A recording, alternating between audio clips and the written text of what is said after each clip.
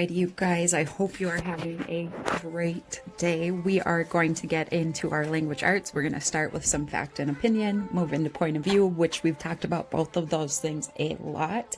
But at the end, which is a good place for this to come, we will start talking about conclusions.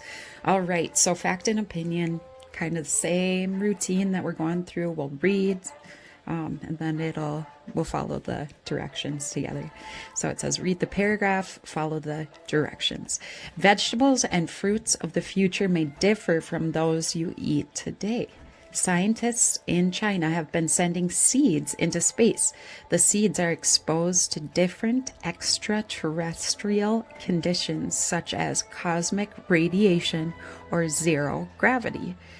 These trips to space alter the DNA of the seeds. The seeds are then planted back on Earth. The results are disturbing. Some examples are cucumbers the length of baseball bats and monster eggplants. They must taste terrible. These veggies are not for sale to the public yet. They're probably not safe. So just a quick reminder, fact and opinion. Fact is something that you can prove, generally by statistics or some kind of research. Opinion is just what you think, what you're feeling, or what you suppose is the right thing, or it's from your point of view, which we'll talk about in a second too. So identify 3 statements of fact in this paragraph. So fruit and veggies may differ. Scientists in China have been sending seeds into space. We can prove that, right?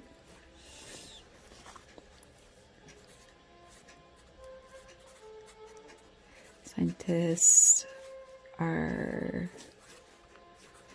sending seeds to space.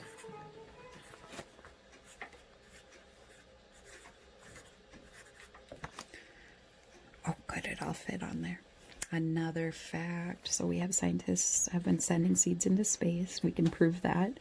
The seeds are exposed to different extraterrestrial conditions, such as cosmic radiation or zero gravity. So obviously, if they're sent into space, they are exposed to that. But oh my gosh, that's a lot to write down. So I am going to continue on. These trips to space alter the DNA of the seeds. The seeds are planted back on Earth. The results are disturbing. Some examples are cucumbers the length of baseball bats. I'm going to write that. I'm going to put cukes length of baseball bats.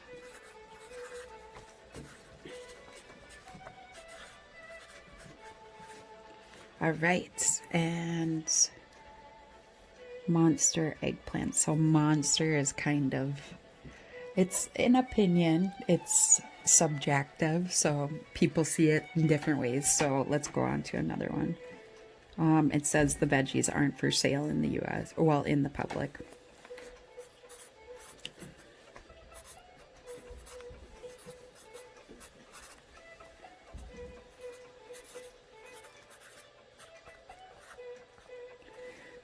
How would you express the writer's opinion about space veggies? They're using words like extraterrestrial, altering DNA, results are disturbing, must taste terrible, and they're probably not safe. So I would say the writer's opinion is pretty much summed up in the last sentence. They're probably not safe.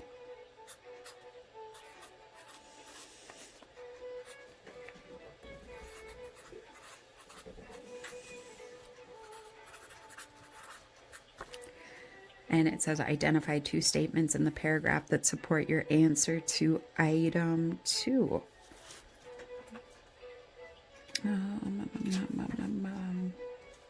I would say the DNA of the seeds is altered.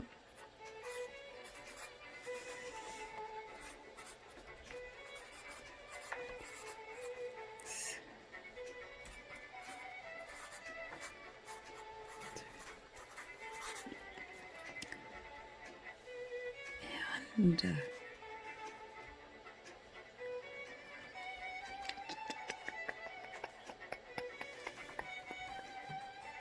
results are disturbing.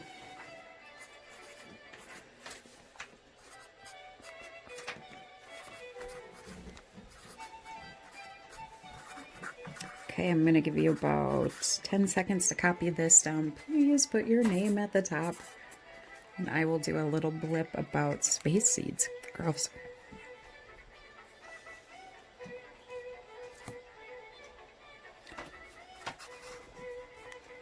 You guys, I was looking it up, and there's a lot about astrobotany, so space farming in space, but not a ton of things about exposing seeds to zero gravity and whatever kind of rays that the cosmic rays or extraterrestrial things. I'm still looking for that, but there's a lot of farming in space, which it looks like they're successful with. Alrighty, you guys, let's make this so it's not so crazy looking. But, okay. So point of view, this is our most recent thing that we've been talking about. Point of view comes from the opinion of the individual or the author of the story. I'm going to read the paragraph, and then we're going to answer the questions together. You're probably aware of extreme sports, such as dangling from bungee cords over cliffs. But have you ever heard about extreme ironing? The first extreme ironing world championship took place in Germany in 2002. Top contests included ironists with names such as Starch and Steam. They pressed clothes while scaling a wall, hanging from the tree branches, and balancing on ironing boards. No kidding. Since then, ironists have attacked wrinkled clothing all over the world. They've ironed while riding bicycles, scuba diving, and even climbing Mount Everest. Wow. Starch manufacturers must be thrilled. How would you express the writer's point of view about extreme ironing? What is the word? So he says things like, no kidding, but probably, I don't know, surprised that ironing is a extreme sport.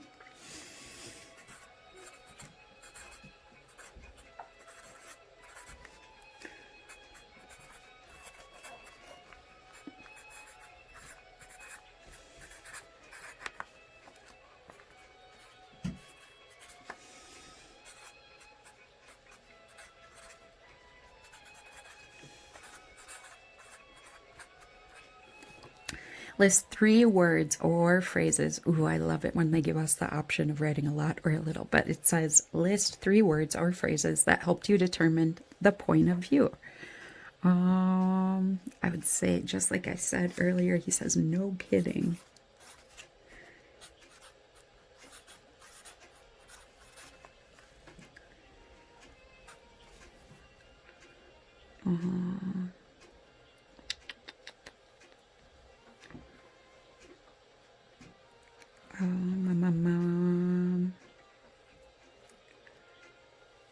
You're probably aware of extreme sports such as dangling from bungee cords over cliffs, but have you ever heard of extreme ironing?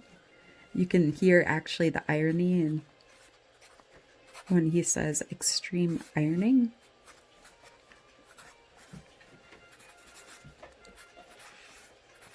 Which is very funny. And then the last one is he lists since then ironists have attacked wrinkled clothes all over the world. I'm going to say attacked wrinkled clothes. It's just very funny. Those are 2 or 3 words that I would have never thought would go together. Okay, I'm going to give you a second. Please put your name at the top. And I will show a little clip of this extreme ironing. Okay, so sure enough, first thing that popped up, we have guys that are ironing while they're skydiving. And scuba diving. Ooh, that looks like they're with sharks. Just so strange. And on top of mountains, I guess. Oh, look, this guy's in a little glacier. So interesting. Whoop. Alrighty, room 1003. So we are doing the last point of view worksheet today. I'm going to get right into it. How did wealthy people spend leisure time in the late 1800s? One fascinating pastime was to exchange afternoon visits. At each house, a visitor would leave an elegant calling card. These printed cards included the person's name, much like a business card of today.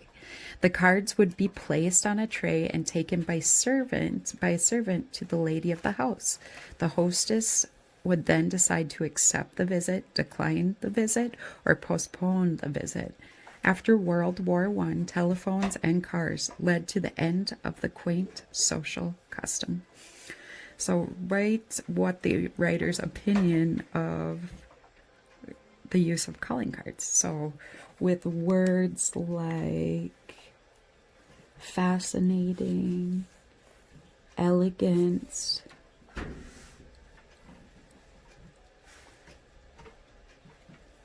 and I think the biggest one is that they call it a quaint social custom, so kind of charming, adorable. I think what he thinks is it was, I'm just going to write it, was a quaint social custom. Okay, next one, you guys. Which word in the passage is a clue to how the writer feels about the use of calling cards? Well, he says fascinating and elegant. But it looks like he didn't use either one of those. So I think quaint, which means, again, charming. So which phrase best reflects the writer's point of view? Shocked, distressed, or intrigued? Intrigued. Interested in it. He uses the word fascinated, which is kind of a synonym for intrigued. What point of view might a hostess of the late 19th century have about calling cards? I would say nuisance. Just talk to me.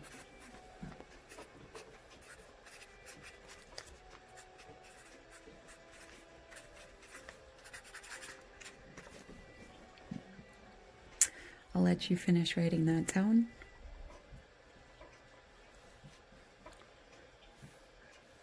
Okay. So I thought this was kind of a funny calling card. It really is about this big, and the same as if you've seen people with business cards. And it says, invitation card, come and see our new lamp. You can turn it down so low that there is scarcely any light at all. P.S. Our sofa just holds two. I think that's so cute. And then they formally declare